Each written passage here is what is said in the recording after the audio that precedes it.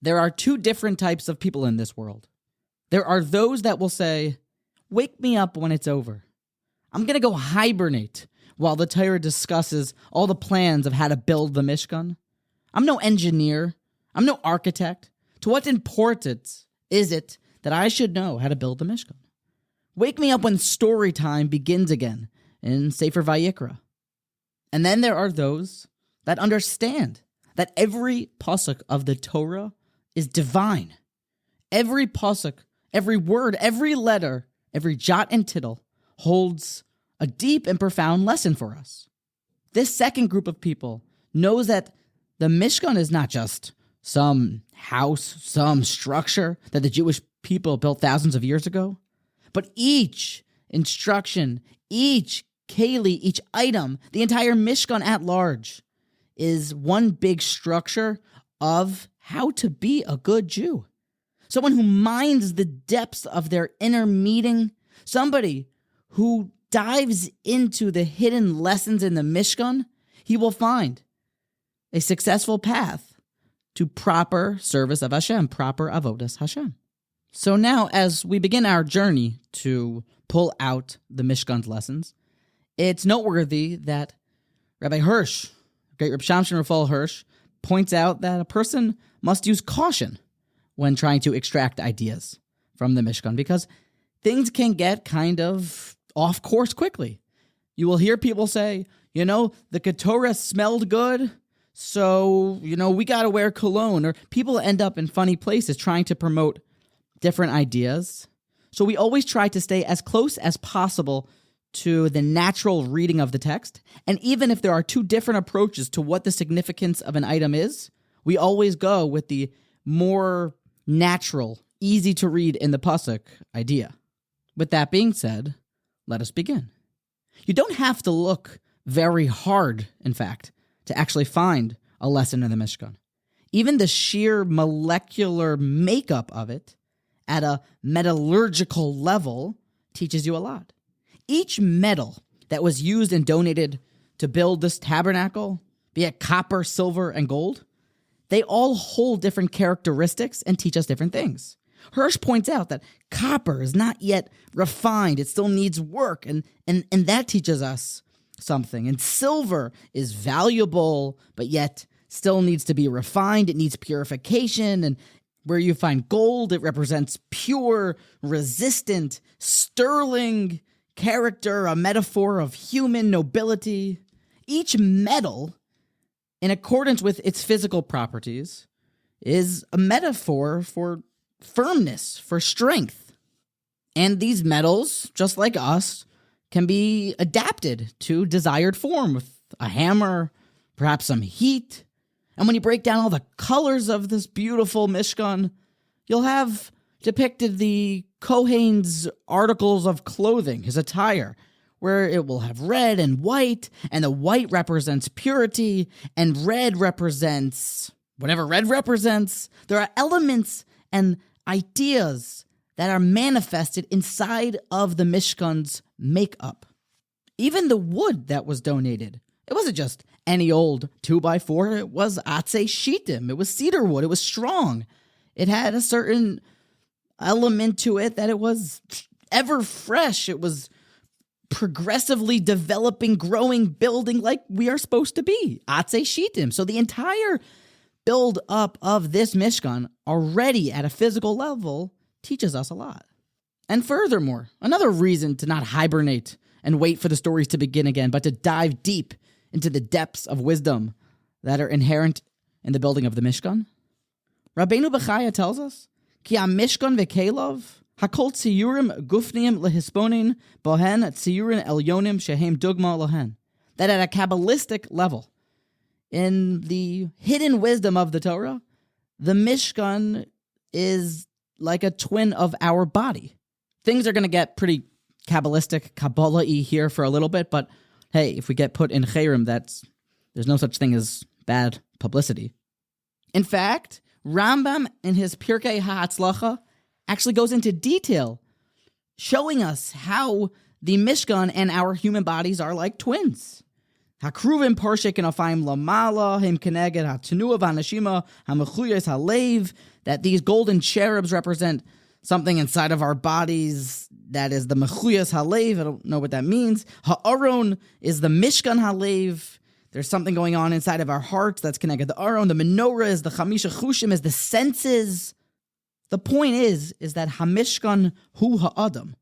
The tabernacle is a person. When you see with your mind's eye, with our real ruchnius eyes, the Mishkan is us. Now let's dig even deeper. Let's get even more into what this Mishkan is. Perhaps even a little bit more kabbalistic. The pasuk in Eov tells us, "Umi basar echase Elokai," and from my flesh and from my basar you can see God. A human being is in the image of God, in the likeness of God. And the pasuk in Yechezkel says, "Ve'al demus hakisei," and upon ve'al demus hakisei, upon the form of God's throne, demus kemara adam. There's a form in the image of a person. A person's on God's throne. Inside, when you look at a human being, you can see God. You don't need any bigger proofs to God's existence than just to see your friend. The Shla actually goes into detail in Chelik Beis Yisrael, a chapter called Beis Yisrael, talking about how the human face is made up why the nose is straight and not sideways, and the two eyes, actually getting into detail about this. I think we're going to pump the brakes there and not get into that. So now, looking at the Mishkan, studying about the Mishkan, you can also get a glimpse of what's going on in heaven, which is pretty cool. The Medrash in Shemos Rabbah says, Rebrachia Omar, Rebrachia says, L'cho Hashem ha-gedula v'ha-gevura. To God is gedula, is greatness, v'ha-gevura and strength. And the pasuk finishes, Ki kol b'shamayim u'va'aretz, in all of the heavens and the land. Says Rav Brachia, Atamotze kol ma shebara hakadosh baruch hu lama'alon, everything that God created up there, bara lamaton. The heavens are a mirror image of the earth below, or maybe the opposite, that the earth is a mirror image of what's going on up there. The Medrash continues, up there's seraphim oimdin, these angels are oimed. Down here, there are atzei shitim omdim, going back and forth by the Mishkan, and this world represents a mirror of what's going on in the heavens. And here's where things actually get even crazier. That the Medrash continues and says that Teidalacha, I'll actually prove to you that God enjoys to dwell down here with his kids even more. Teidalacha, shaniach mashal amaylam v'yar b'shlematan. God leaves what's up there and comes down to hang out with us, so to speak, down here. As the pasuk state, the pasuk tells us, the verse says, "V'asu li mikdash, make for me a mikdash, v'shachanti b'soicham, and I will dwell amongst you." Now, hopefully, all of this is enough for us to see that this Mishkan isn't just some holy RV, some synagogue on wheels. No, it's not just some metal wood box that has goat hair inside. The Mishkan is everything, which leads us to a question. If the Mikdash, if the Mishkan is everything, it's so great, it's a place for God to rest his Shekhinah, well then how can mere mortal man create such a place? How can we make something that Hashem will come live in? This is quite above our pay grade. However, we are not the first to ask this question. Moshe Rabbeinu asked this question to Hashem. He said, Adoni HaMelech, Master my King, Eich yochol ani lasos kimosa. How can I make a house like this? Even Moshe Rabbeinu, the greatest human to ever live, was bewildered with the idea of creating a physical structure that houses Hashem's glory. Hashem's answer to Moshe is what the Mishkan stands for, and is Kol Avodas Ha'adam Ba'aretz. Really all that we stand for and all we can do in this world. And that is Ata Besamomecha Va'ani Bechvodi. You with your brick and mortar. You with your, literally it means chemicals. And I will come and meet with my honor. You do what you can do. You prepare a house. Kitav Nisam. Prepare the Mishkan, kichol asher ani mare oscha, all that I have showed you, our parsha tells us. Eis tavnes ha-Mishkan, eis tavnes kol kelav, v'chein ta'asu. Do the Mishkan, follow these instructions. You with what you can do. Make yourself ro'u, fitting, properly prepared, ready to accept the Shekhinah, and then Hashem does the rest. We cannot effectuate v'shachanti besocham, for God to dwell amongst us. But what we can do is be muchan, properly prepared for it. We can do v'asuli mikdash, prepare the mikdash. We can do the hachanas hadvarim, the preparation. Ukvar herich bazeh bal tomer devora. Just to throw in one more kabbalistic source, the Tomer Dvar of Moshe Cordovero, in his Sefer HaParde says, Meforsam hu ki lefi hachonas hadvarim, according to the preparation of the matter, hatachtonim, down below in earth, kein chashak ha'elyonim ledavik bahem, v'raya gedola, and the big proof to the necessity, to the importance of preparation for Kedusha and mitzvos, is mimaisa ha-Mishkan, from the building of the Mishkan. From Parshas Bereshis to Parshas V'zos HaBracha, from the first mitzvah to the last. We are not in control if we can fulfill the mitzvos. You can plan all you want, but if you can't find an esrog, for you are stuck in a country that doesn't have esrogim, what are you to do?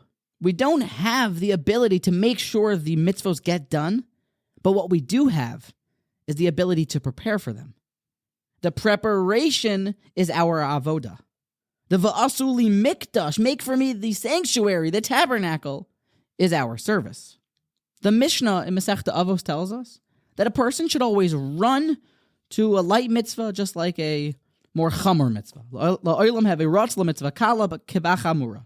Run after the mitzvos. With this idea, it's more important for us to do the ratz, for us to do the running to the mitzvah, the running to the shul, than it even is the culmination and actual fulfillment of the mitzvah. For we live in a world of ratz mitzvah. That's our avodah.